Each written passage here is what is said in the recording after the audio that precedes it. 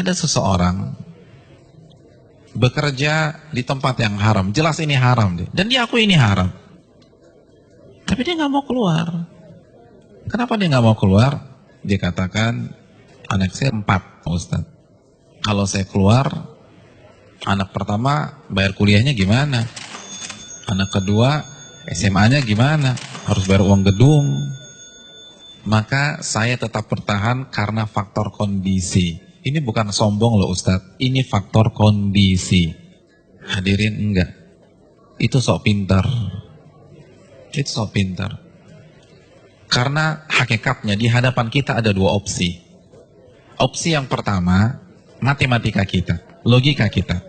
Gaji kita 15 juta, anak 4. Oh cukup. Tapi begitu saya resign, maka bulan depan 15 juta itu hilang. Maka nggak mungkin mencukupi 4 orang anak. Itu matematika kita. Tapi itu bukan satu-satunya opsi. Opsi yang kedua, Allah berfirman dalam surat At-Talaq ayat 2. Barang siapa yang bertakwa kepada Allah, maka Allah akan berikan solusi. Dan Allah akan berikan rizki dari arah yang tidak ia duga-duga. Namun karena kita merasa paling pintar, kita pilih opsi yang pertama. Karena kita lebih yakin dengan matematika kita daripada janji Allah Subhanahu wa Ta'ala. Bukankah itu sok pintar di hadapan Allah dan merasa cerdas di hadapan Allah Subhanahu wa Ta'ala? Inti dari semua kedurhakaan itu merasa pintar, bukan kondisi. Merasa diri besar, merasa diri kuat menahan adab Allah pada hari kiamat. Rekan-rekan yang dirahmati oleh Allah Subhanahu wa Ta'ala, ini masalah dari dulu. Karena iblis itu menggunakan teori ini. Kenapa iblis divonis kafir? Kenapa iblis divonis kekal di neraka? Karena ketika dia disuruh sujud, dia katakan apa? Enggak, ana khairun minhu, aku lebih baik daripada Adam. Engkau ciptakan aku dari api dan engkau ciptakan dia dari tanah. Saya ingin tanya, yang diserang dengan statement ini itu siapa rekan-rekan sekalian? Yang dibodoh-bodohi itu siapa? Allah, bukan Adam. Apa maksudnya? Ulama mengatakan maksudnya, ya Allah, engkau perintahkan aku sujud kepada Adam, sedangkan dia dari tanah dan aku dari api. Ini perintah yang tidak masuk akal, gitulah. Ini perintah yang bodoh. Kalau bahasa ini nggak worth it banget nih Allah, gitu loh. Makanya kan Allah langsung habisi dia. Aba wastakbara wa kana minal kafirin. Ini bukan hanya semata-mata sujud, hadirin. Ini lebih besar dari itu. Nah begitu juga dengan orang yang banyak maksiat sekarang. Ya nggak mungkin lah ada orang mengatakan ngaku muslim gue lebih pintar dari Allah. Enggak lah. Tapi dengan cara dia membantah ayat Allah, menolak hadis Nabi, itu kan merasa pintar. Merasa pintar. Akhirnya dibantah, dijawab.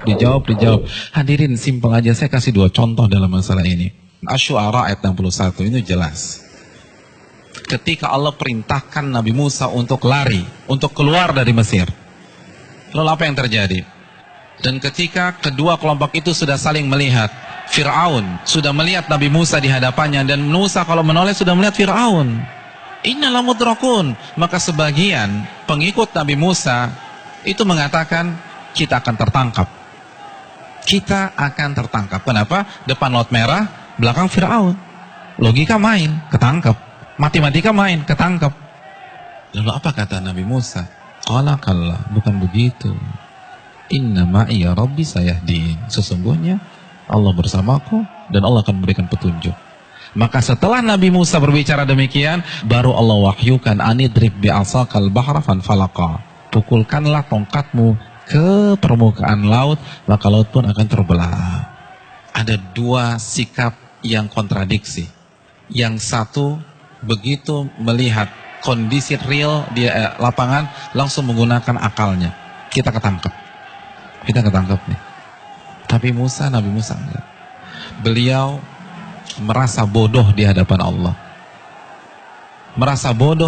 Maka beliau tidak menggunakan pemikirannya, tidak menggunakan logikanya, tidak menggunakan matematikanya. Nabi Musa lebih percaya dengan janji Allah, in tansurullah yansurkum. Jika kalian menolong agama Allah, Allah akan tolong kalian. Orang nggak akan bisa seperti ini kalau dia nggak merasa bodoh di hadapan Allah. Hadirin, saya ingin bertanya, pengikut Nabi Musa itu siapa sih? Bani Israel. Bani Israel itu bodoh atau pintar? Pintar. Dan Nabi Musa adalah anak bangsa Bani Israel yang tercerdas pada saat itu. Yang satu merasa bodoh, yang satu merasa pintar. Dan yang benar adalah yang merasa bodoh di hadapan Allah. Ternyata seluruh analisa, prediksi yang diucapkan oleh seluruh orang-orang yang mengatakan kita akan ketangkap salah semua. Bukankah itu pelajaran bagi kita? Bukan berarti kita nggak boleh menggunakan akal sehat, enggak. Tapi kalau sudah berhadapan dengan perintah yang jelas, larangan yang jelas, merasa bodohlah di hadapan Allah. Jangan kritik, nggak mungkin Ustaz. Ini nggak make sense nih Ustaz. Ini nggak dapat hitung-hitungannya. Tuh Anda baru lagi merasa pintar. Emangnya Allah nggak bisa mengkayakan Anda dari jalan-jalan yang Anda nggak duga? Contoh yang terakhir, jelas-jelas surat As-Saffat ayat 102. Perintah jelas. Allah perintahkan Nabi Ibrahim untuk menyembelih putranya. Lalu Nabi Ibrahim lakukan hal tersebut. Kita sudah bahas. Hadirin yang dirahmati oleh Allah Subhanahu wa taala. Nabi Ibrahim kenapa tetap menyembelih putranya?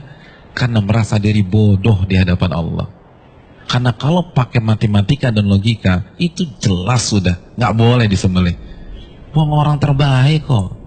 Beliau akan komplain, kalau beliau merasa pintar saja, beliau akan komplain, kenapa anak saya disembelih? Saya kan manusia terbaik di sini. Harusnya kan anak saya sekolah di sekolah internasional, ya Allah, kenapa justru disembelih? Kan begitu logikanya. Tapi tidak. Beliau merasa diri bodoh sehingga lebih percaya terhadap perintah Allah daripada logikanya sendiri. Ada yang berani meragukan kecerdasan Ibrahim? Saya ingin tanya, etnis dan ras tercerdas di dunia itu siapa? Bani Israel. Bani Israel itu keturunan siapa? Nabi Ibrahim dari Ishak. Jadi ini bapaknya kecerdasan. Tapi ketika berhadapan dengan perintah yang tegas, larangan yang tegas, udah sami'na wa ta'na. Lalu kita nggak cerdas-cerdas begini, berani debat Allah, berani mengatakan ini nggak benar, ini keliru, hitungan saya nggak dapat. Kalau begitu kita makan apa? Allahu Akbar. Janganlah kalian mati kecuali kalian menjadi seorang muslim, pribadi yang menyerah kepada Allah. Kita yang mengkrit hari terakhir hidup kita. Dari sekarang, hadirin sekalian, dari sekarang menyerahlah kepada Allah.